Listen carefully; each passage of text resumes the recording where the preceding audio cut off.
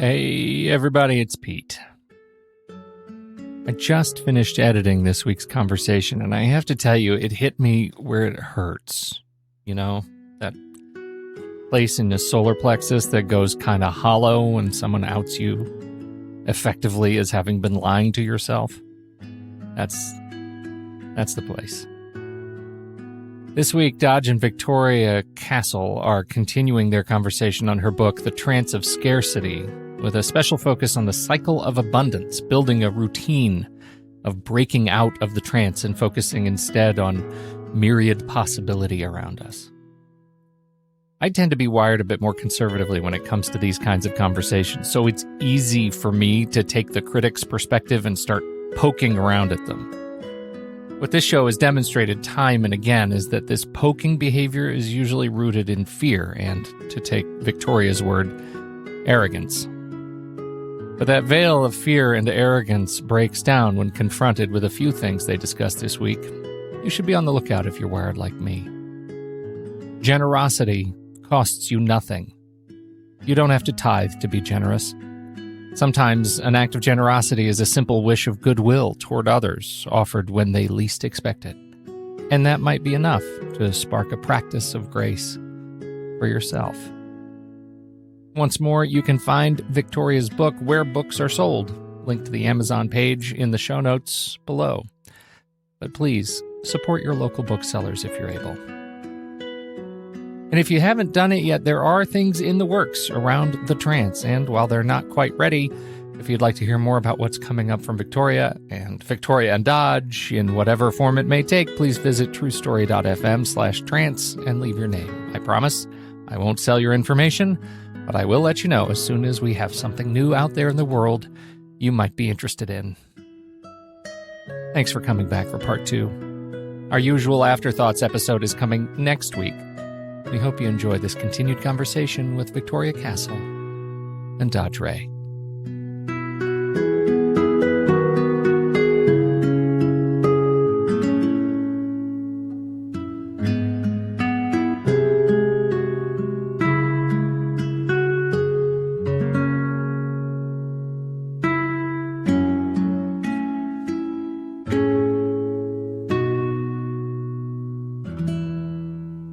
I really loved our first conversation, and for any of you out there listening who did not hear the first half of our talk on the Trance of Scarcity, which aired last week, please start there.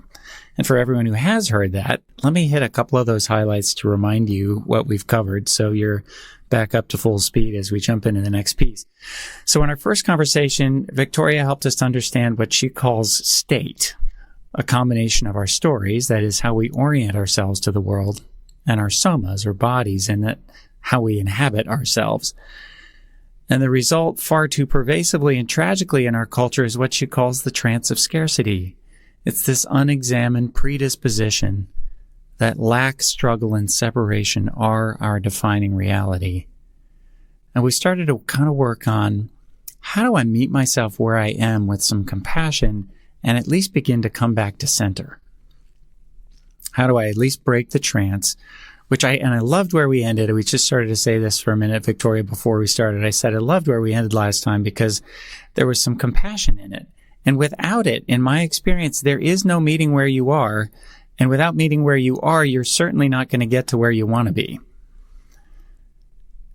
So we started to work on how do you center from there. And today we're going to talk about the opposite of the trance of scarcity, which you've called the cycle of abundance.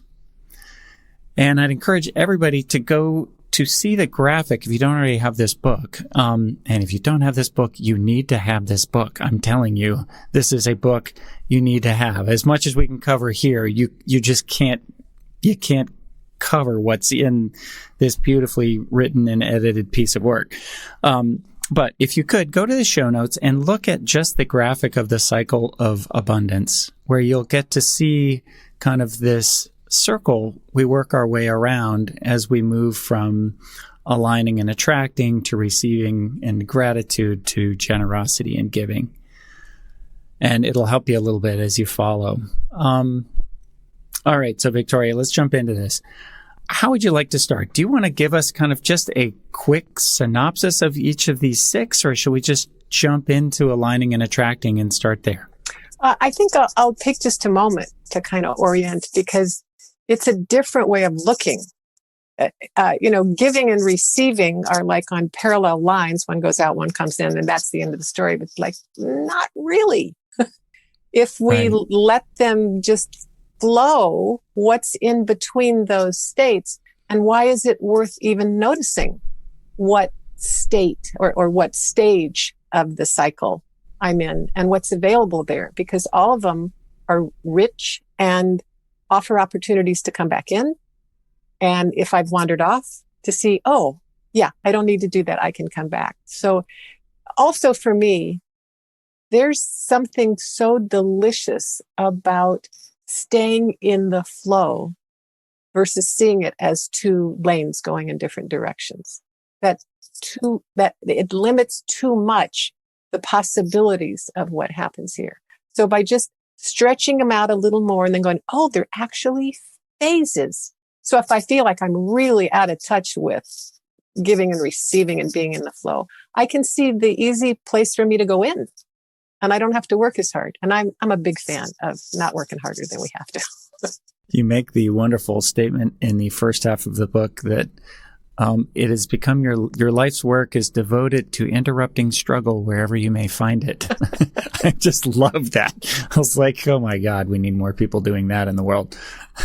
Yeah, well, and the other one that I'm fond of saying is, if struggling was the way to get there, we'd all be there by now. So that is not the option we're taking. It's not easier. It's not more fun. We may meet some people that we like, that we know there, but yes, fluid and smooth. I want to say at the outset that particularly in this year, in the middle of a blasted global pandemic, but really almost any year where you live as an American or almost any other form of human, there is just a very, very strong pull to stay in struggle. There's never enough time.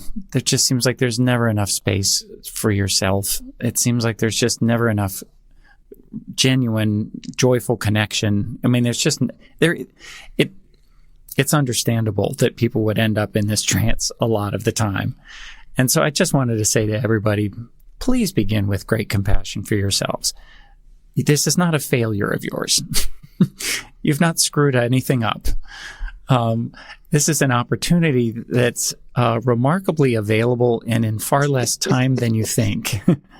Yeah. And it isn't something that you make in one jump and then you succeed or you fail. It's something that takes time and repeated gentle efforts to get to. And I really, that you say gentle movements toward it. Because, we humans, we Americans, as soon as we see we've been doing it wrong, it's like, boom, boom, shame on you. Okay, snap out of it and let's go with the good one. Like, no, let's go, oh, bless your heart. Yeah. That must have felt overwhelming for a long time, or just not producing very much for you. Let's see what's available here. So I think part of why the cycle of abundance is so dear to me is because I do a lot of movement. Right now while I'm talking to Dot, I'm over here going kind of circling around sort of thing. But if we just let things keep being in flow rather than being stagnant, just that opens possibilities for it. Just like it's not in concrete, it's flowing. Oh, okay. So I could be anywhere on that cycle. Oh, that's kind of fun. Yeah, it's not a destination. It's just a different process. You quoted Carl Jung, actually, in the first half of the book, but let's just be off task for a minute here. And I just love this. Carl Jung keeps showing up in this podcast. I feel like he's just sort of pinging me from the grave. It's the funniest thing. It seems like every guest I talk to either quotes him somewhere or is an expert in Carl Jung or just invokes another Jung moment. But anyway, here is the quote. People don't actually solve problems. Instead, their attention and energy move toward what is more compelling, and the problem shrinks from lack of attention. Yes. They get in a more compelling conversation. Yeah. So what we're working on is a more compelling conversation, everybody, with your bodies and with your basic kind of the way you're orienting your life. Please, very gently. You'll get there much faster if you go slowly. Yeah. Those of us who want the shortcut, this is the shortcut. This is the shortcut, I promise you. Yes. Tell us about aligning and attracting. I don't know which one of the phases are my favorite, but certainly these, because when I look at it this way, like if it's flowing, it's flowing circular. Aligning is when I join with what's already in flow, as opposed to making something flow or starting something to happen or stopping it from happening. So we already belong to the circle that we talked about in the first session of belonging and of just of life moving and possibilities moving. So we're awake to possibilities. We're awake to inspiration. We're awake to what's possible. What might be possible from here? And remember, if we were just on the back and forth, there's give and receive, and that's all there is. If we've now rounded the edges so it's a cycle, we go from giving, the completion of sending out, to aligning, which is where's the next place to come in? What's the next thing to join with, to contribute to be part of, that can let things move easily and richly. And the signs of embodied aligning include ease, pleasure, aliveness, and relief. Oh, I don't have to be doing it all on myself. I don't have to be forcing anything to happen. And that's the opposite of aligning, is I am forcing it. I, myself, as an independent contractor, will make this happen. Oh my goodness. I don't want to tell you how many years of my career I spent there. I will make it happen. Do not worry. I will take care of it. I am joining with what's already in flow. I'm joining with what's already working on my behalf. I don't have to make anything happen. So there's not forcing. And remember, if flow is one state, which is pretty open and fluid, then forcing is tightening everything I've got and insisting that something happen that currently is not. Quite exhausting. So to just align with, and I when I first started playing, when I got this image of the cycle of abundance, I started playing with I'm just going to see how many times around the circle I can go just being in aligning. It's like as many times as I want. So it's joining with what is already at work on my behalf, what is already happening in the life I live, what is already possible. And it's kind of like it comes around again and I just jump on that train or I jump on that bus or the streetcars in San Francisco where you just reach up and step up to it. You don't even have to be all the way on, but you're now traveling with other people. I can't help but think about years of training for me in Tai Chi. Tai Chi, a lot of people don't know Tai Chi is really an extremely effective martial art, but it's very Taoist. And so it believes that soft overcomes hard. So the first thing you have to do is soften to your opponent. And that means if somebody is rushing in, instead of meeting him there with hard forearms and elbows and clenched fists, you give way. There's a beautiful way in which the body can become really sort of soft to what aggresses upon you. And you have immensely more choices when you're soft than when you're rigid. And there are just so many ways that shows up in our day-to-day lives too. So if I can soften to, interesting, that's the fourth red light I've hit, and now I'm going to be late for my 9:00 client. Yeah. Okay. Well, so can I soften to lateness? Can I align with lateness? Interesting. Well, one way to do that is even with, just with body. But the other way is even with story. What if I imagine somehow this is working for me? Yeah, or at least there's nothing for me to resist here. Yeah. So I've said for years to clients, and I don't know where I got this. It just kind of came out of the blue 20 years ago, but I've said for a long time, you can't change what you won't join. Oh, nice. Yes. And with my brother and I, back at the beginning of season 1, we were talking about this idea that if the metaphor was the runaway train, and this can be the runaway train on our insides or the felt sense of like life is out of control, or, at least the traffic is out of control, right? In the old Westerns, the way you stop a runaway train is not to set up a block that creates a huge train wreck. And it's certainly not to evacuate the entire town because it's too late for that. The only way to stop a runaway train is to board it.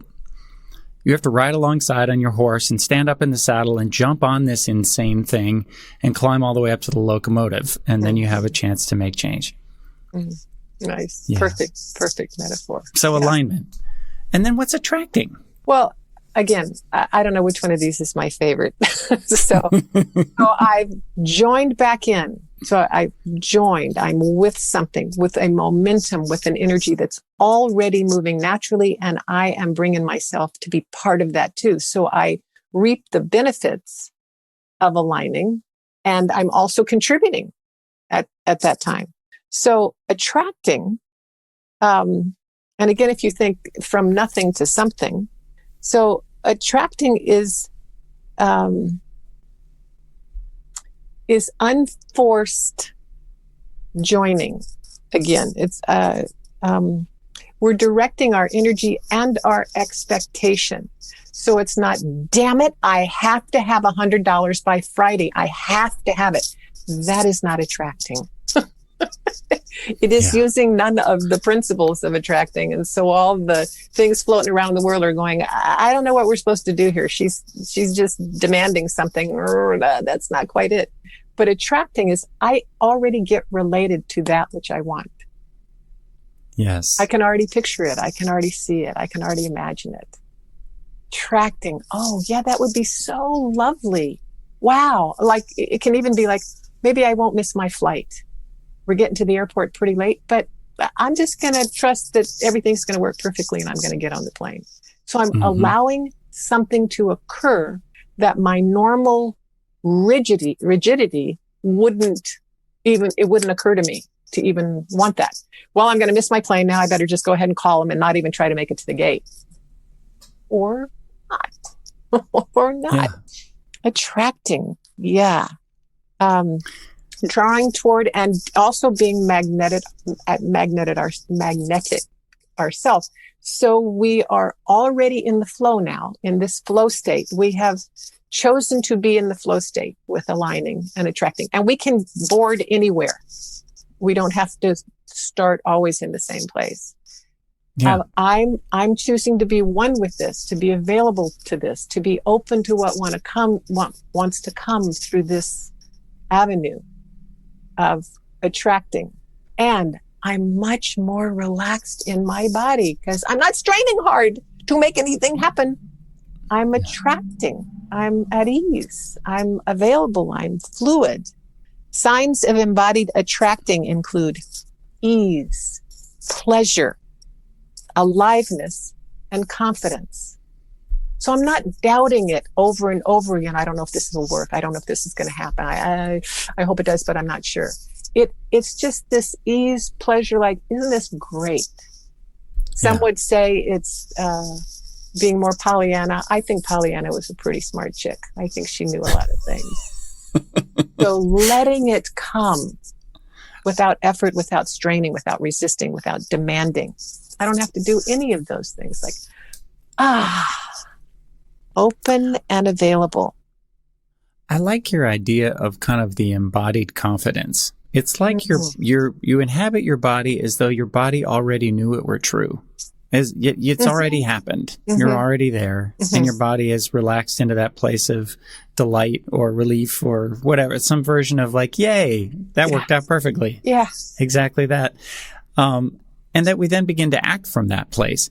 Can you read that wonderful little story on page 110 about the farming community praying for rain? Oh, yes. This is one of my favorites. It's just, it's so adorable because it totally captures the spirit of this. Here's a classic story. A farming community is facing one of the worst droughts in a decade. A few more days and the crops will be ruined. And everyone in town knows that will mean a very lean year for all of them. Someone decides the situation calls for desperate measures, and a town prayer meeting is called at the church. That evening, everyone shows up and squeezes into the sanctuary to pray for rain. Only one little girl arrives with an umbrella. It's so beautiful, right? Like, she's the only one who totally gets it. Oh, we're praying for rain. Okay, I got it. I'm bringing my umbrella. Here's the amazing truth. You don't attract what you want or even what you deserve. You attract what you expect. Okay, pause there. So that line right there has been in my head for 10 years. You don't attract what you want or even what you deserve. You attract what you expect. I want to talk about that one for two reasons. One of them is it's an exceedingly powerful statement. And by expect, what you mean is kind of with that embodied confidence that goes with, you expect your car to be where you parked it. Like there is a kind of certainty in your body when you walk out the front door that your car will be just where you left it. Mm-hmm. Unless you've had a lot of car thefts in your life. Generally speaking, that's one of the ones we can all count on. Also, it's the kind of statement that can be just misunderstood enough that it can get weaponized and people can hurt themselves with it, right? Well, for one thing, often life does surprise us. It isn't what we expected. Yeah. Often it is. And I work with clients all the time who will, until we get deeper into our work, one more time choose a boyfriend or a girlfriend who hurts them just like the one before, or will find a way to sabotage their money pursuits just the way their parents taught them to. That at some level, there's deep in the unconscious expectation that life will unfold this way. And then we unconsciously stick with the script. Mm-hmm. Beautiful. But then, sometimes really hard things come along.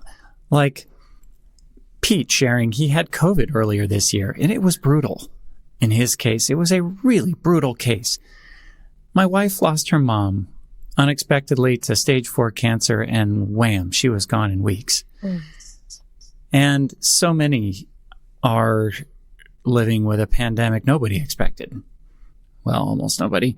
Sometimes really hard things happen, it's cancer or it's, something financially devastating or something like that. And I don't want people to be saying to themselves, well, I guess I did this to myself. Yeah.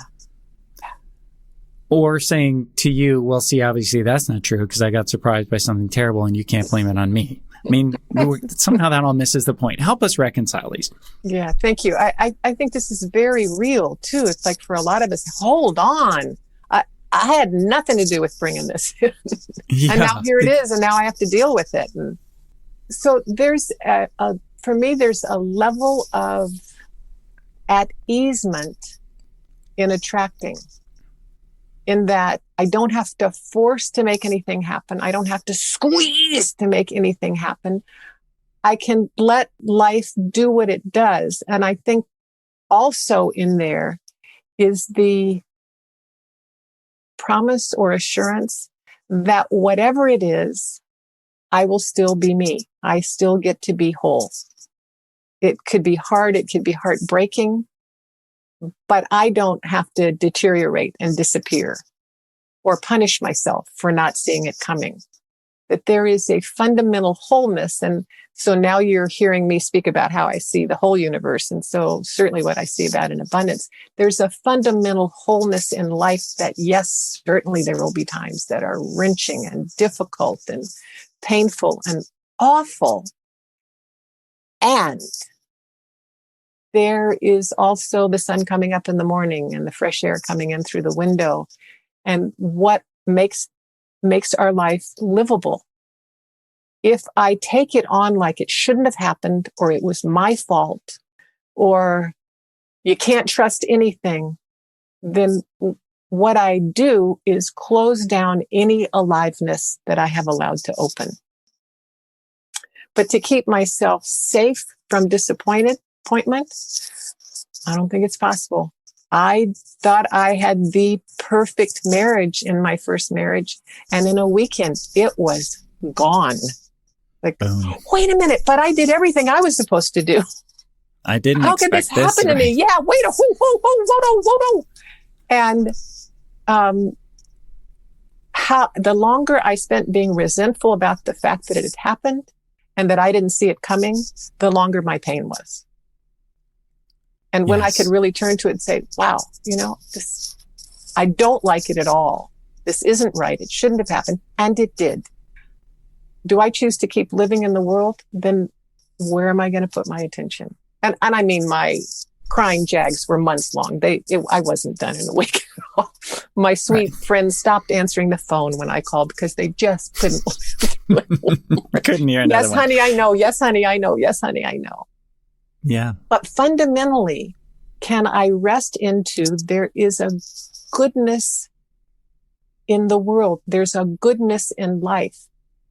And if I am caught in the perception that scarcity is the reality, no, I cannot. Right. It keeps taking me to that clinch place. And then the idea of open and expand and flow, why the hell would I do that? Right. So being available to tumble where there's a tumble, and to still know that there's going to be sunshine in the morning and that there are wonderful people. And for most of us, there are people I can reach for who will be there for me and love me and care about me, even though I'm awful and terrible and I don't do anything right and rah. That either I have decided somewhere life works or it doesn't. And it's a good place to see where I am on that continuum, because there's so much evidence. And I think it's in this book, that I went on to write Victoria's Adventures in Hell, that in one short period of time, my marriage ended, where I lived went away because he was managing a resort, which meant that we had a lovely place to live. And suddenly, oops, that was gone. All this kind of stuff. My dad died. It just boom, ba-boom, ba-boom, ba-boom, ba-boom. And if what I had done was just build a case for how awful life is, I would have had all the evidence I could possibly use. And would have stayed there. But it did there. not in any way help me be closer to the life that I wanted to experience. Well, I think what I hear you saying that's so cool is you're saying, that you'll get what you expect. It just may be in the longer run than you were planning on. Right? Like it's coming. Sit tight. Or it may be a little diluted in that it might have even gotten sweeter and softer, or it's coming in less than what you expected because you're so sure life can't work. Yep. You're just like, yeah, this is a role in life. And it's like, really? And I remember, my poor mom, she answered the phone every time I called. And, she was a recent widow. And here I was calling and telling her how sad I was. Like, God. But she just could keep saying, and her faith was profound. She said, I know it's hard, honey. I know. And I know you. And it always works out. Oh. How can you say that to me? But, what if my mom's right about that? What if it does work out? And it did. Oh my God, my life is 10 times more fabulous than I could ever have imagined. And all the right people showed up, including you today. How does all of this happen? There is a bigger power at work. I love the question, what if everything that's happening to you right now is the universe preparing you for what you've asked for? Yeah. That has been very helpful to me in times when everything shattered. Yeah. That's wonderful. And sometimes it's taking it right down to the frame here. Okay, got it. Yep. That's what we need to do. Right. Yeah. If this is going to be a big old demolition job before we can rebuild. Yep. And I had Adventures in Hell myself 20 years ago at a time when absolutely every part of my life felt like it was on fire. I mean, everything was in flames. And one thought that helped me a lot was, boy, if there are guides available to help from the heavenly side, they must have worked really hard to have this many things break at the same time. I wonder what they're up to. Right? And it turned out to be really true because I've got enough sort of ego strength that I can take a one hard hit. But if I, 7 or 10 at once, that's going to really break me down. And I needed it. Yeah. Yeah. Yeah. Can I tell you about my favorite study ever that demonstrates your idea that we get what we expect? Sure. I've read about this really neat study they did, where they asked subjects a whole bunch of dummy questions, and buried in there was the only important one, which was, do you consider yourself a lucky person? And then they sent them down a sidewalk across the quad to go to the second half of the study.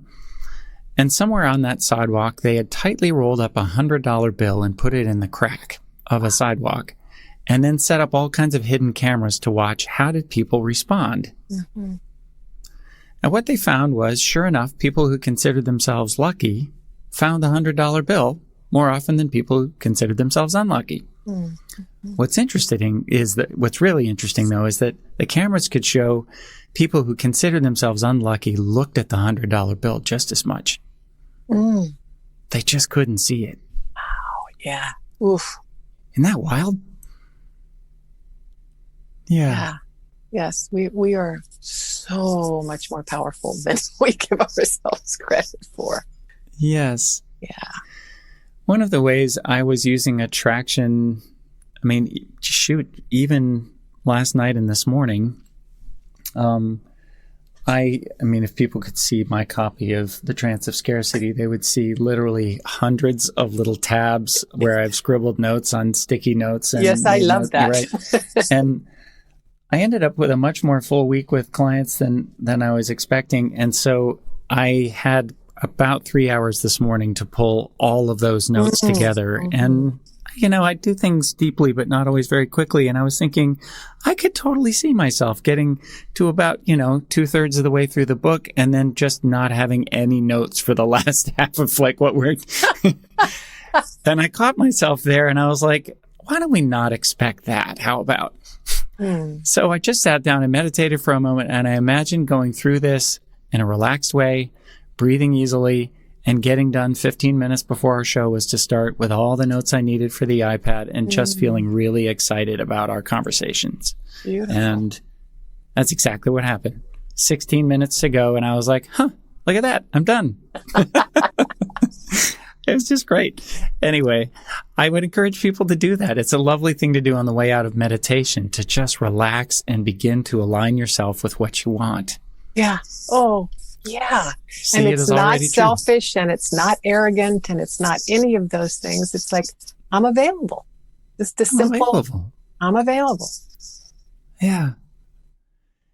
Which takes us into then receiving in gratitude. You're in a sense, you're beginning to align already and attract to you things for which you'll be willing to receive and feel grateful. Mm-hmm, mm-hmm. And I think too, just understanding there is a flow. It may not be circular in anybody's imagery but mine, but there is a flow to life. And the more I can sync up with the flow to life, the more opportunities are going to show up. Some of them will be ones I choose to decline. Some of them might be very difficult, but there's plenty of them. It's not stagnant.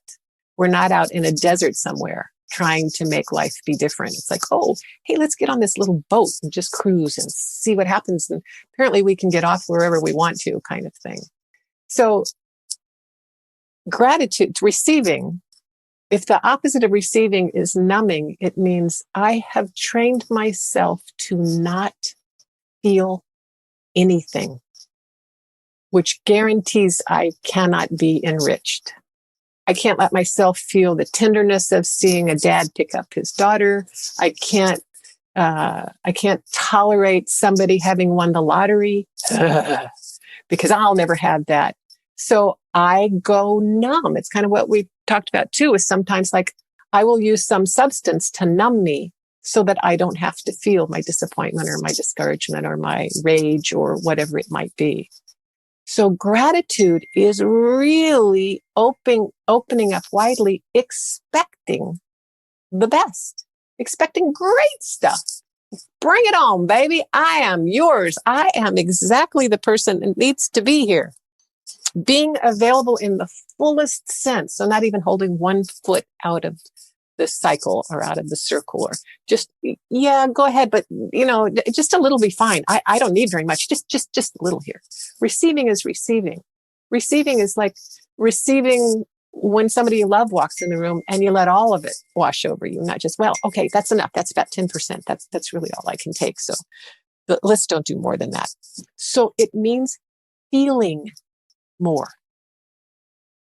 And again, if I've come from a place where stuff has been tough, feeling doesn't feel so great. So I want to just kind of quiet it down, keep it very, very low key, no, that's enough. That's enough. Just a little bit, just a little. Please don't bring any more than that. So the less we feel, the safer we believe we are. And we can build a big case to not feel more. I just went through a horrendous divorce. I just lost my job. I don't need to feel to that extent. Okay. That's pretty huge and riveting. Right. And you're also going to keep yourself precisely there until you let the flow keep on flowing through. And it's tough. God, it's tough. I will say this as I was going through my divorce, and I moved to a new town. I mean, it was just like, there were so many things that changed for me, and I couldn't find work and all of that kind of stuff. I pretty much every day yelled at God, like, this is really not what I had planned. And what were you thinking? But I just kept going for a walk every day. And I lived in a beautiful area and would let myself see the beauty. I'd let myself see the beauty of the paths that I walked on, or people's homes that were beautifully manicured, or I was near a lake to see what was going on around the lake and the animals and so on. It was just enough that I didn't completely shut down my aliveness, which made me available to receive. And little by little, I came out of the numbness, because I absolutely wanted to be numb about everything. Really, please don't make me feel anything again, possibly ever. I can feel that. And I lived through it. I can see the beauty here. Okay, I'll tolerate beauty, but don't bring me ugly stuff. And I remember I was working as a waitress, which was kind of my default thing, because it's how I'd earned my way through college. And now I was back in a place where I didn't have credentials for anything at that particular place. And so I was in an exchange regularly of serving and receiving, basically. And I let myself feel how pleasurable that was. And that opened me up a little more. It's like, oh yeah, I love people. I love taking care of people. And I was in a fun house and it was good food and all that kind of stuff. So watching where I want to squeeze down my aliveness, I think, is a great place to look. And if you want to know the cycle of abundance, just go to how easy is it for me to receive, to really be open to receive. Because we kind of flow into it, and then there we are. We're just sitting in the deep well of receiving. It's like, oh my goodness. Or, oh my goodness, this is too much. I don't want this much. Get this away from me. I just need a little tiny bit. Signs of embodied receiving include ease, pleasure, aliveness, and satisfaction. Signs of embodied attracting include pleasure, ease, pleasure, aliveness, and confidence. Okay, so there you go. They're very similar. So satisfaction, here's a quality for a lot of us we don't trust. We don't trust that satisfaction is going to last. We don't trust the satisfaction. We don't trust that we deserve to feel satisfied, that we've earned enough or done enough. But if you can take a moment of when you feel satisfaction for anything, for the bite of food you just put in your mouth, for the view outside your window, for the touch of the hand of someone you love, and really let yourself be nourished in satisfaction, we are way less likely to squeeze it all down again and go back to feeling numb. I just as soon feel nothing, thank you. And the people that are really numb, and I have, God love them, I have worked with a number of clients who are or have been. And the one thing is, they are willing to not feel so numb. If they're not willing to feel numb, then there's really no point in them coming to see me. Right. Because I'm going to poke on that aliveness. Part. Yeah. They just like, no, that's enough. No, I just can't. If they're willing to tolerate more aliveness at all, then reshaping their body, letting them breathe more deeply, do luxurious things, get a massage or get in a hot bath or whatever it might be, where sensation becomes friendly to you rather than dangerous. Yeah. For some people, I really want to honor that, because we say, just like let your body relax. Like, why would I do that? I have no reason to believe I'm going to be safe. Yeah. It's a big part of why we have to first join the contraction before expansion's possible. Yeah. Mm-hmm. I really like this simple exercise. If we could maybe even try it now.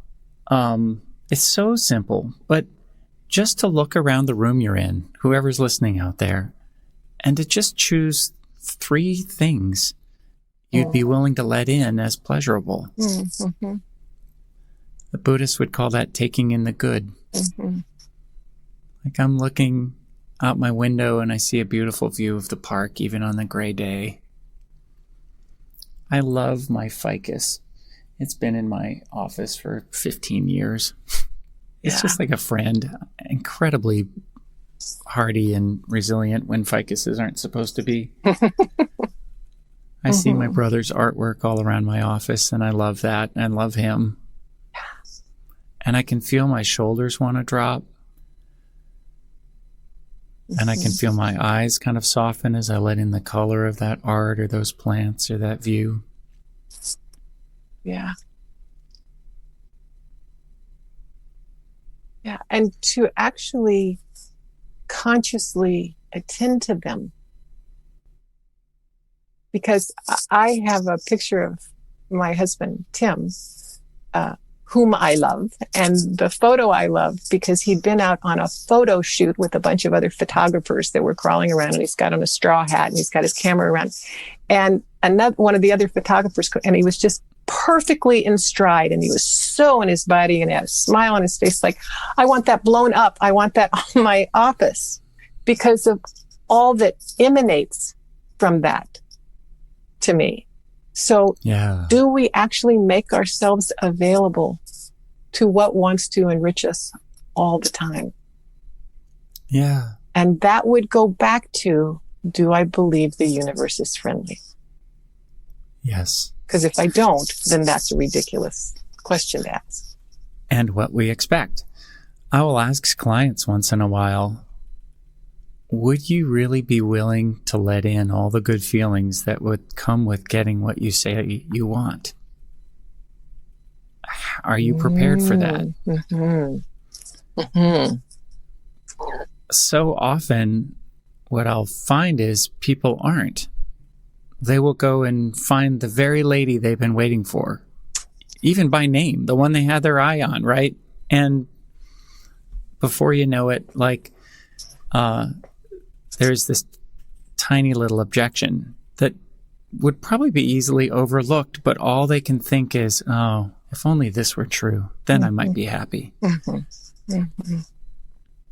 I finally got the job I want. I finally make the money I want. If you told me I'd made this exact same money, all those years ago, I knew then I would have been happy. But I get here and I think, ooh, still pretty tight. That's just like how people are living. Right. And until we practice letting in the good, even when we get everything we want, we won't receive. Yeah. Yeah. We'll be very careful to not have it all come in, because then I would have to change my belief system, and that's really scary and dangerous. I think this 4th time through your book, one of the things that really stood out the most strongly to me was this idea of bliss tolerance. Mm-hmm. You mentioned that in our last episode. But one thing I work with clients around is this idea that everything in the universe is cycling from expansion to contraction to expansion to contraction. Everything and everyone is doing that. Whether we can relax into that or not makes all the difference in how we experience that. And most of the time, we end up talking about how hard it is to relax into contraction. Like to just sort of let ourselves join that for a little while so it can become expansion again. And we get fixated on the contraction part. And sort of like you've been saying beautifully for both of these episodes, we numb ourselves rather than, and we go to relief instead of letting ourselves feel it. But what I hear in this bliss tolerance thing is we also can resist expansion. Oh, yeah. We can have this governor on that, this ceiling that we don't even know about, that says there's only so much I'm allowed to feel good about this before I will jump in and interrupt that. I'll take it away from myself. Yeah. I'm going to have to pay somewhere. It's going to cost me somewhere. I'm going to get penalized for, So bliss tolerance, I highly recommend bliss tolerance in small doses to begin with, but it can be anybody who has an animal that will let them pet them. So with birds, I'm sure that's true too. I don't have birds. I don't know about stroking birds, but our dogs are very clear. Their job in our lives is to let us adore them.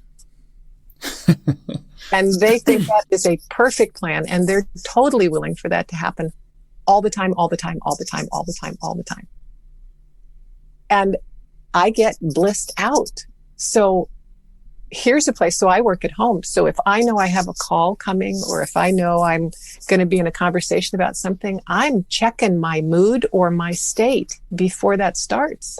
And if I go, wow, I could use a little more bliss tolerance. Come here, Glory. And we'll do our little love up for a minute. Go, oh, and then here comes Bucky. Okay. But I want a high bliss tolerance. And in the beginning, it may be that I have to be very careful about it because it seems dangerous to me or scary or risky. Or it's like, no, the drop's going to be terrible. So bliss tolerance as in I can tolerate more sensation because I relax the body and the brain. I'm not going to get in trouble for this. I'm not misbehaving. Bliss tolerance. It's just, for me, it's a very friendly phrase, but it's okay. How good can you stand it? All of those kind of things. In fact, I did a whole series of tapes. One of my early set of tapes about prosperity was on how good can you stand it? I would encourage everybody out there to get very curious about the part of them that gets scared to feel good. Mm-hmm. And you don't even think of it as fear. But I tell clients a lot, it takes at least as much courage to let in our expansive feelings as our contracted ones. For some reason, that hadn't entirely hit me as, wait a minute, I do that. Thankfully, I'm reading your book again. But it makes sense. And it makes sense to me finally why our good feelings can only reach the same level as our willingness to feel painful feelings. Mm. But like it all comes out of the same faucet, as they say. Mm-hmm. And so if we crank it down on fear or sadness or grief or anger, we tend to crank it down on joy and excitement and all of the acts of receiving. And we do that because we're controlling sensation. Right. We're doing our own little gauge on, okay, that's enough. Don't get too much, whatever. And so I think one of my very, very, very favorite practices in the world is gratitude. And I think that's a way to allow us to stay on the cycle of abundance, is to be grateful. And I started it when I was in that phase. I was recently divorced. I was working as a waitress, living on tips. I was, in the back end of somebody's house that didn't have good water, whatever it was. I mean, my list of my current existence was like, oh, I love this. And I didn't. But I wrote down every day what I was grateful for, 10 things. And it could be the same 10 every day, which was good because it was. I'm grateful that I can scream and pound on my bed and cry because nobody can hear me. That was one of the things on my list because my life was so miserable. But I got a wink of the quality of gratitude, of genuinely being willing to be nourished and satisfied and expanded and loved and filled and lifted.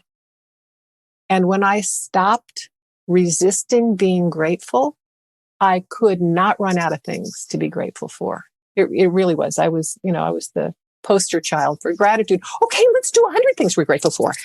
Okay. But to actually understand, I'm choosing to have a different relationship with reality. Reality does not have to change at all. for me to have gratitude. I can see it. I can be with it. I can appreciate it. All of those things. Suddenly you can see the $100 bill in the sidewalk. Oh, yeah. Yeah. Right? I mean, not just as luck, but you just start to, you see the blessings everywhere around you when you're practicing looking for them. Yes. Yeah. Yeah. Yeah. And I think too about gratitude and the very nature of what it does. It's acknowledging what's good and anticipating more. I'm willing to raise my bliss tolerance here and have even more of that, have even more good in my life, have even more possibilities in my life, have the next gas station accept the credit card I have because I'm on empty, whatever it may be, that it isn't like I'm just shining myself on, okay, let's just keep talking happy thoughts and we'll get there and everything will be fine. It's like I fundamentally believe it's a friendly universe. I'm going to partake from there, not from, you can't trust anything about this. And I can say too, I've been at this a long, long time. I wrote this book. This is what's curious to me. I wrote the book in 2005 when I was deeply in the training and the teaching of it and busy all the time. And so I keep thinking back, God, that's an old book. And also because I'm an enamored author, there's not a page that's out of date. Because truth is truth. Still true. And I have now applied these and embodied them for so long that it really, and friends will laugh and go, okay, Victoria, what are we supposed to be grateful for about this? Oh, that's easy. To see it. Because I like living in wholeness and fullness and possibility. I do not like living in the tight, shrinking, it never works and it's never going to. So I have a preference too. So I would just keep saying, be kind and gentle with ourselves. If we don't have much of a bliss tolerance or a happiness tolerance or a calm tolerance or a friendly tolerance, then we get to build that and not be impatient with ourselves while we're letting it show itself more. And the opposite of gratitude is arrogance. Can't ever be that way. No. You're never going to convince me that that's going to work. No. Not good enough. It's a really, really stiff, closed move away, because that could never work. And boy, the cost of living in arrogance, I don't recommend it. I'd like to remind everybody out there that that my favorite definition of mental health is the tolerance and hardiness for mixed contradictory feeling. Nice. And eventually, actually, in the next month or so, we're going to have Jerry Campbell, the guy who taught me that definition on our show, to talk more about that and many other great things. But that's really relevant right here, because some folks will say, these gratitude lists are just a way to kind of paper over, mold in the walls, right? It's a way to just pretend it's not there. It's a way to just stick our fingers in our ears and yell la la la. And I don't hear you suggesting that at all. I hear you saying you could feel really sad today, or really scared, or really angry, or really hopeless, and let in some gratitude, let in some good. Look around the room and notice 10 things, which is probably 7 past what you thought you could even find, that you could feel a little bit good about at the same time as you feel these other things. And that sort of alignment to receiving and gratitude helps this cycle of abundance continue. Even if that's the best you can do when you start, because right now you're not real aligned with what's going on and you can't imagine attracting anything better because your life just got wrecked. Yes. Yeah. You might be able to find a little bit of gratitude, however small, and keep your breath moving. Yeah. And I think too, many of us keep our physical bodies in such a contracted state for whatever reason that it's hard for us to feel sensation. And maybe that was what we've done to be safe. But if we want to experience more gratitude, it might be that we thaw a little bit in our shoulders, in our throat, in our belly, to just, oh my God, I can feel more sensation here. And that could be, oh shit, I don't want to feel more sensation here. Or, oh, that's what relaxation feels like? My husband, who's after being a civil engineer, became a massage practitioner. And he said, the first 6 visits with anybody is, can you lie on the table and let go of your structure? Like lie on the table, because there's so much holding going on. And then it's the gentle and very respectful unwinding of that holding. So they go, oh my God, that's what it feels like. I must be 4 feet taller. Yeah. So Isn't remember, that amazing? part of the trance is this ongoing contraction. It's not safe. It's not enough. So even if we're making any room for it, it's a kindness to ourselves. And we need to, as best we can, be kind with ourselves. If it feels like it's too much, or it's, no, I can't do that. I can't go there. This cycle of abundance, I can't stand this. Let's go on to something else. Okay. So now it's not the time. And let yourself, anytime you can give yourself a little more space, there's a little more opportunity for life to flow in you, through you. One more fun thought on this before we go on to generosity and giving. One neat way to think of receiving is literally on the sensory level. And I'll encourage clients sometimes to just sit and stare at something colorful. You might all try this out there wherever you are. Just look at something colorful in the room and see what you have to do with your eyes and the rest of your body to let that color saturate by about 15%. Just let the color get a little bit richer. And notice what changes in the rest of you to just let the color in.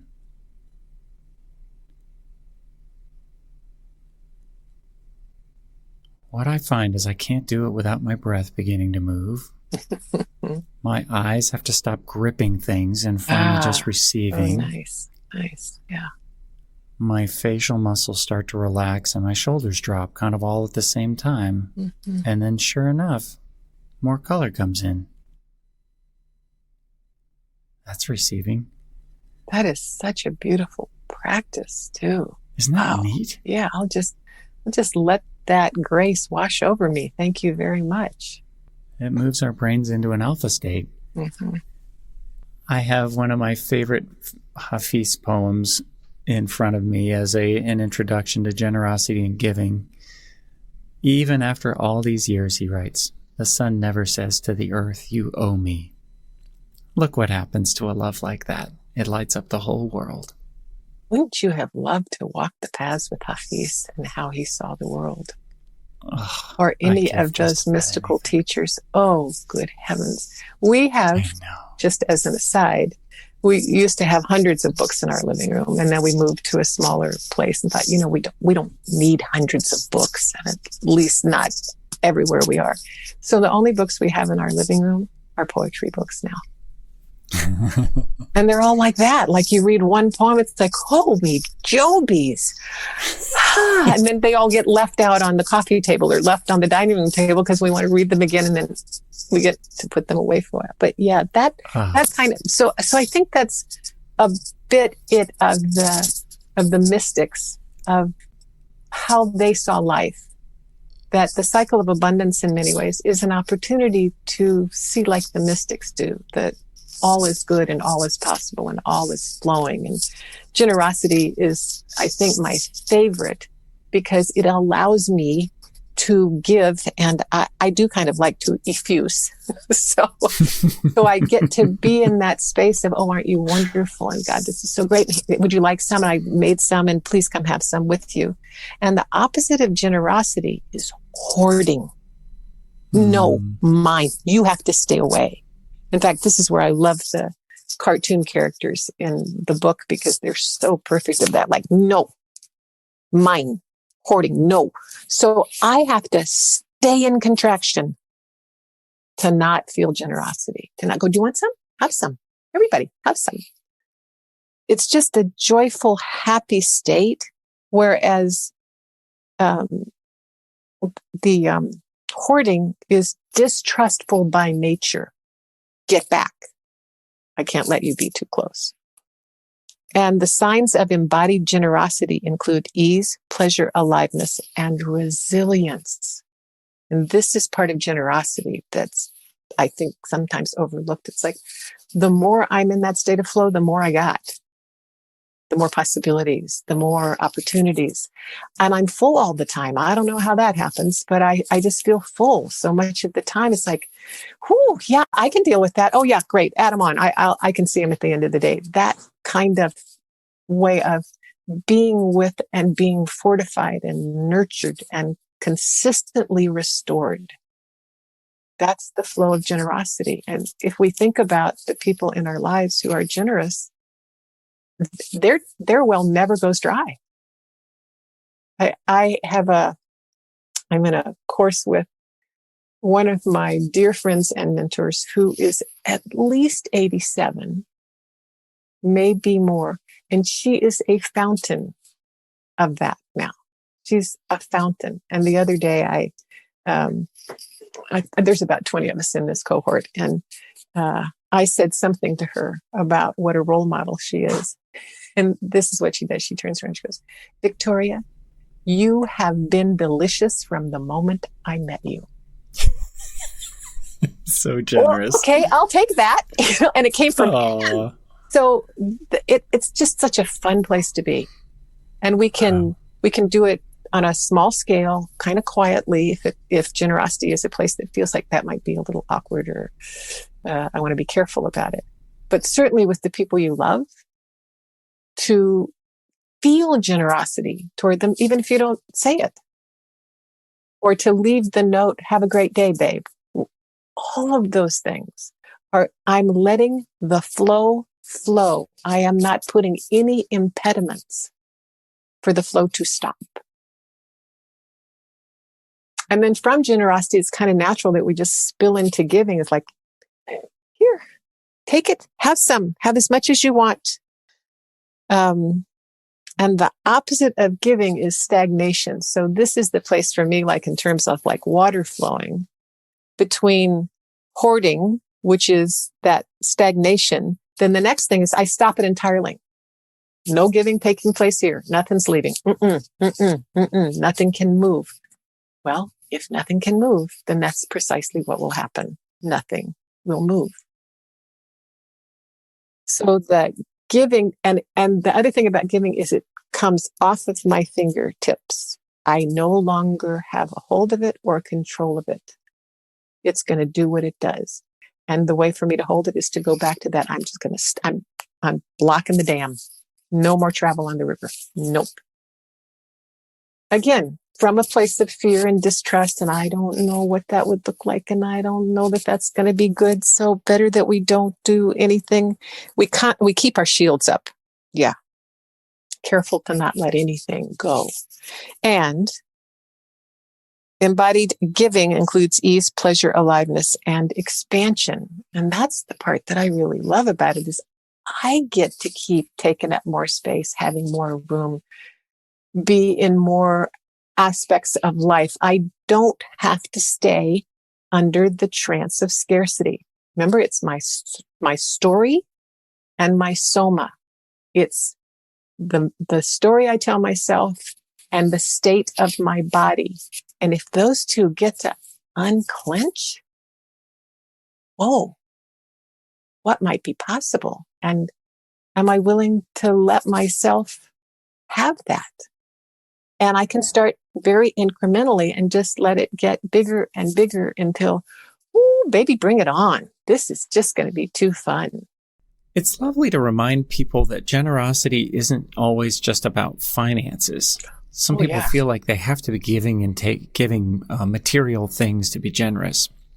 There are so many ways to be generous. Your mentor there was just sort of generous in her loving praise, right? Generous in her language, generous in her time there.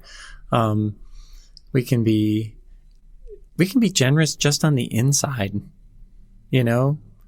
We might be generous in letting somebody into traffic, but we also might be generous in giving them the benefit of the doubt that they're probably in a terrible hurry, and I know what that feels like when somebody lets me in when I really got to get there on time.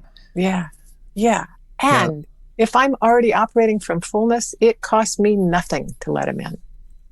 Right. So am I keeping myself full, or am I squeezing down the places where flow can flow? Where am I still keeping score about how much is coming in and how much is going out? If I do that, I am keeping myself in contraction.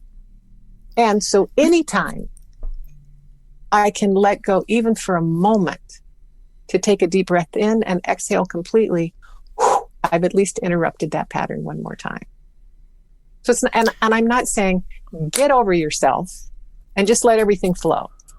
Like, forget all the problems you've had in your life and all the reasons that you're nervous or anxious or cautious. Not at all. Be kinder to you. Just be kinder to you. Wow, that really feels hard. Ow. Ooh. Yeah. What could I do for myself in this moment? What could I say? What could I?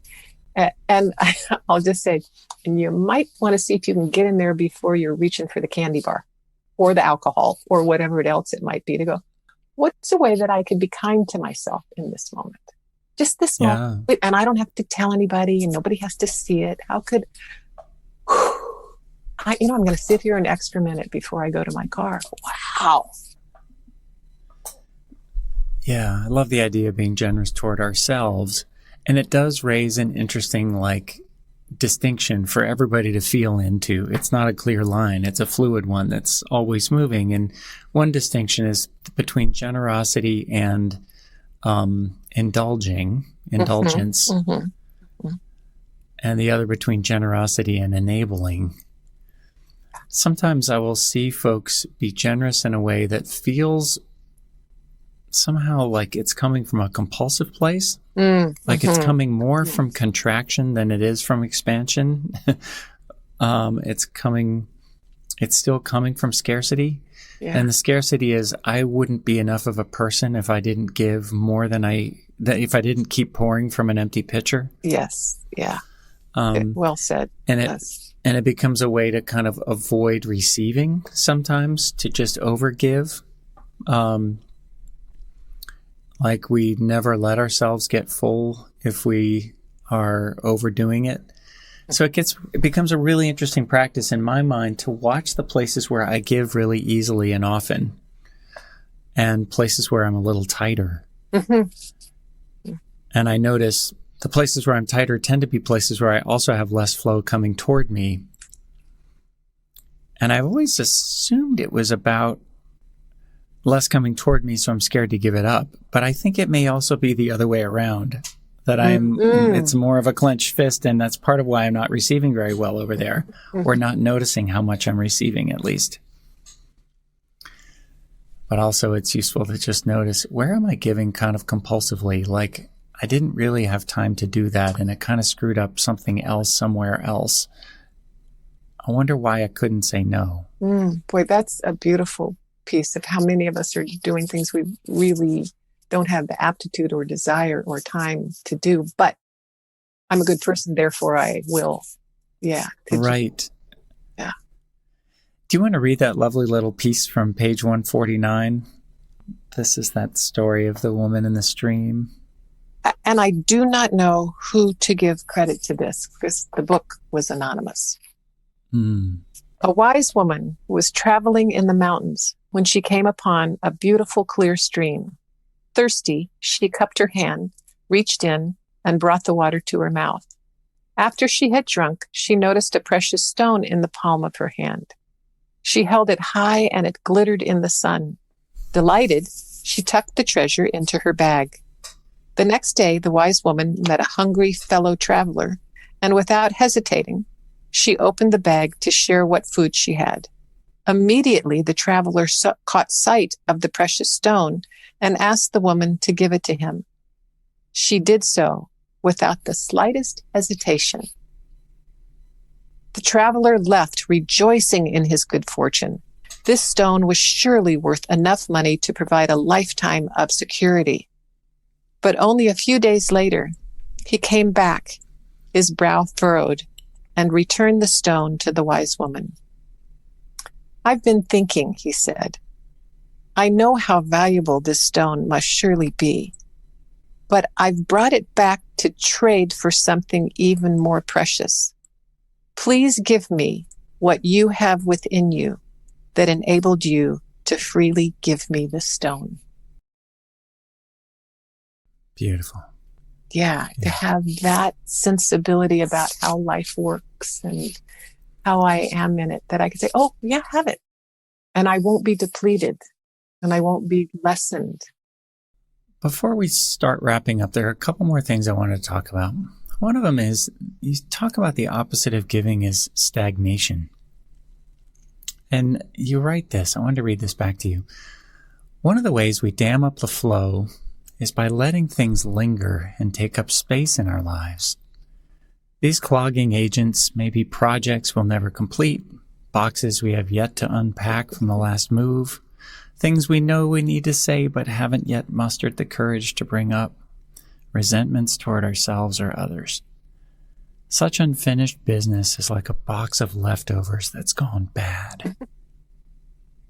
I love that last phrase. You then go on to write something that hit me in the head. To live with these incompletes requires going numb. I think about just sort of the tasks that go unfinished, the objects that build up, the kind of over-accumulation of junk, the kindness is left unexpressed. Like, it requires me to go numb to keep that up. And to go numb means that I have to squeeze down my aliveness. So there's less of that available for me, much less anybody else. Especially in a world like this one and a time like this one, I wanted to raise an objection I thought maybe some folks would have quietly as they sat out there listening. That might sound something like this. Well, easy for us to say when we live with such immense privilege. Easy for us to have a nice attitude or to be generous. Easy for us to, attract yet more from the class of people who always seem to be heaped with more. Like, what would you say to those out there, who are experiencing something more like true scarcity, who look at the destitution in the world, or whose trance is strong enough that it's hard to even take pleasure in the possibility that this is a different way even they could live? Like, what do we do with this? I appreciate the question, and I am humbled by it regularly. For some people, they have nothing and their future is uncertain. And yet here we are with all this wonderful pontification of, just slip into the joy stream and everything will be great. Part of my sorrow about that is the fact that there's not enough to go around in the world is out of the story that we have perpetuated, that we've regulated who gets and who doesn't, what freighter that gets on and what doesn't, who we've decided should be the ones that be in the flow and who don't get to be in the flow. So it troubles me a great deal because I see the inequity, I see the arrogance, I see so many parts of it. It's like, God, I think part of me would say, it's not about you. It's not about that you did anything wrong, that you find yourself in with so little resource in this moment. And God, it's really great. I don't have a nice, clean answer here. I think about this a lot. I meditate about it a lot. It's like, so this kind of, for me, is part of my generosity. I want everybody to know that they belong. I want everybody to feel this kind of pleasure and joy and ease. And I know for some people that simply is not part of their lives, at least at this point. And yet here they are. And here I am, sitting here in my house, talking to you in your office about something that's quite magnificent. And do they get to have any part of that? Yes. What I can't do is love them. And what I can do is not put them in a category that, oh, poor them. Because you heard me. That's kind of where I go. It's like, I'm so sorry that it's not working for you. No. You are a splendid being. in a reality that isn't very convenient for you right now. And so I will keep holding you, but I don't know that that means anything in the long run. Well, it probably doesn't bring relief in this very moment, except that there is a kind of, to not see their pain would require a kind of scarcity and numbness that you're speaking against beautifully and teaching a lot, of people to change. I think you're right to point to the amount of kind of scarcity consciousness around the world that leads us not to make sure everybody's got enough. You know, a lot of folks, my father worked for, and stepmother, worked for the Agency for International Development, USAID, sort of the economic wing of the State Department that looks at sort of, so if we give money somewhere in Africa, somebody needs to be in Africa to figure out how that's spent well, that kind of thing, right? And there's such a trance of scarcity that goes into some of the political conversations around that, because people imagine that we're giving away, 10% of our GDP every year to other countries, and how crazy that is. We're giving away the tiniest fraction of 1%, and can't imagine sparing more. Yeah, and it's just tragic to see. And yet, I got to spend a lot of my childhood in those countries visiting Dad and Julie. And one memory comes to mind that I wasn't thinking about when I asked you this question, but came to me as you were talking about it.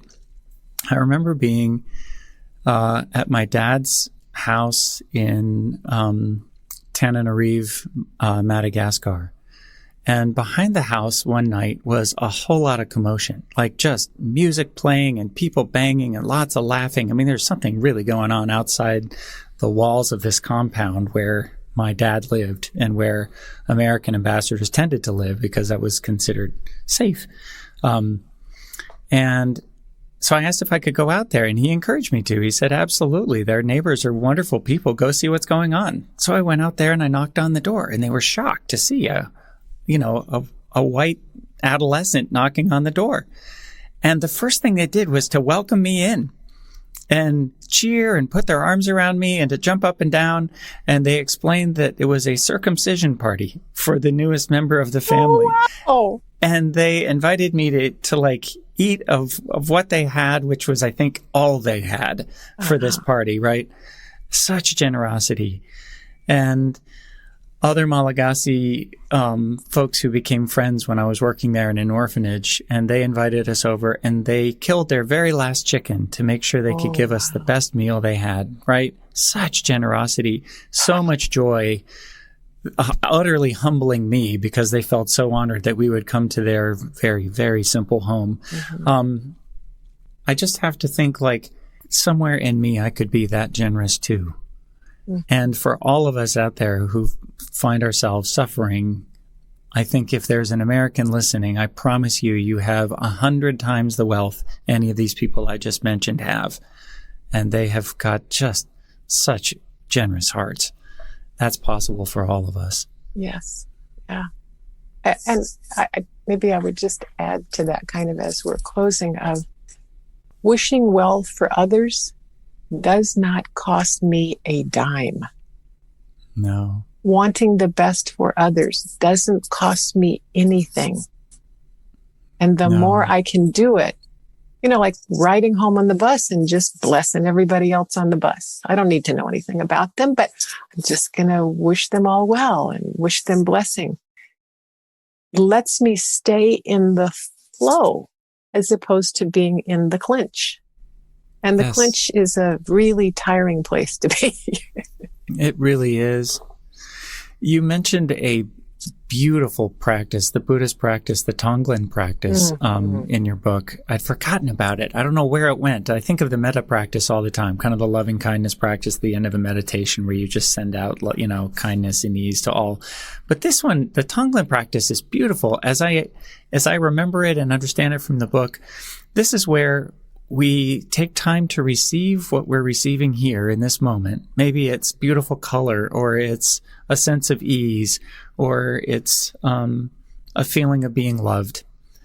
And we pause for a moment, a breath or two, and we send out color or ease or love to all who need more of it. Mm-hmm. Mm-hmm. And we become then thereby kind of part of the flow of aligning with and continuing to attract more of what we're grateful for, and then turning and sending that flow outward in our minds and with our energy to those who need the same. Yeah, it is. It's gorgeous and so simple. I'm not being asked to give anything away that I don't get to experience again. I'd encourage everybody out there to try that between now and the next episode, just playing with what happens in my life when I do more of that. Yeah, just for a day, just as an experiment. As an experiment, indeed. Well, Victoria, we'll wind up here and give you time for this, a second experiential exercise with everybody. But I just want to say thank you so much for your immense generosity and just coming to share your time and enthusiasm and wisdom with us. It's been really a treat for me. I'm so glad. And thank you. Thank you for the opportunity. Thank you for kind of letting me delve back into the book again, which, I've almost grown up with now because it's been around for a good while. And to see how completely right the principles are that are here and for all of us. And if it offers any of us more liberation, by all means, yes, let us feast. Yeah. Thank you so much. You are so welcome. Thanks, Victoria. With that, I'll leave you to the exercise and send a big hug and thanks. Thank you.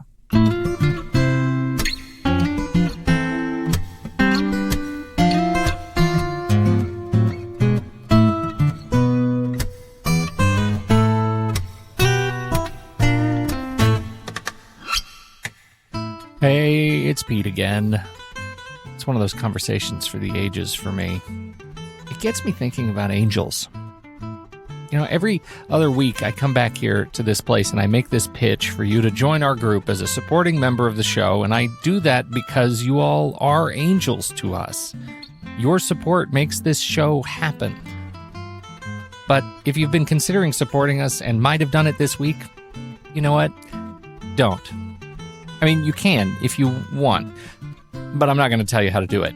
What I'd rather you do is find a little intention, a spark in yourself to be an angel for someone else. Someone in your life who needs a break, or a hand, or a word of kindness. But do it with intention, with the same energy that you would have put toward going to your wallet and getting your credit card and then signing up on the website and subscribing to the members-only podcast feed. Put that towards surprising someone else in your life with an act of grace this week. See what happens. See if maybe you're inspired to do it again. Thanks to all of you for joining us on this journey. And now, here's Victoria with an exercise to help us all breathe into abundance.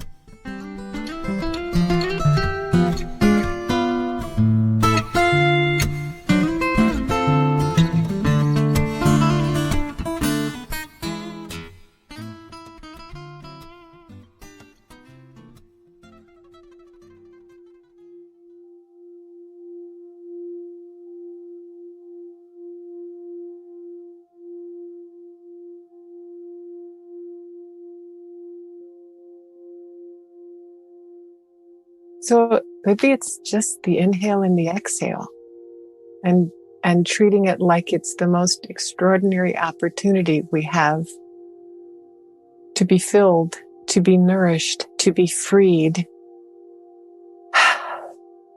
and to pass it on, because it takes more energy to hold it than to share it.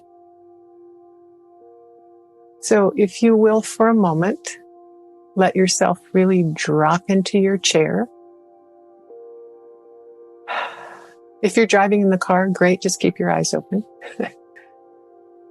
But rest in.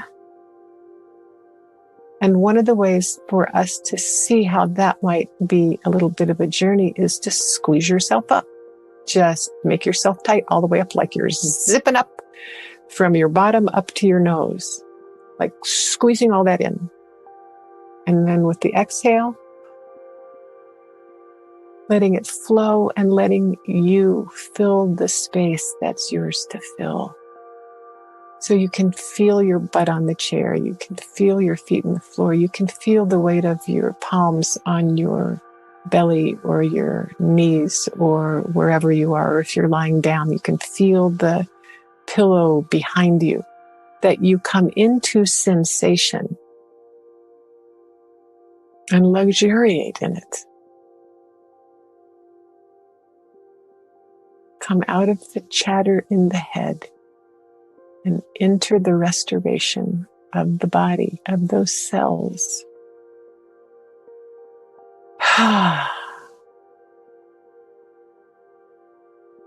What if I was 1% more available to being nourished?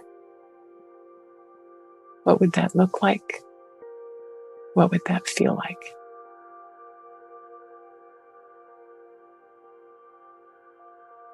Thank you. And what if I was 1% more available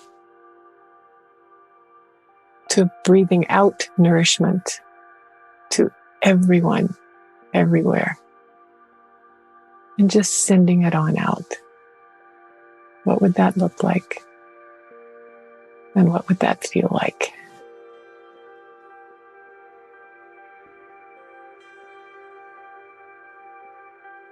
This is a state of ease that is available to us in every moment, if we choose. So I think my final words would be, don't settle for less.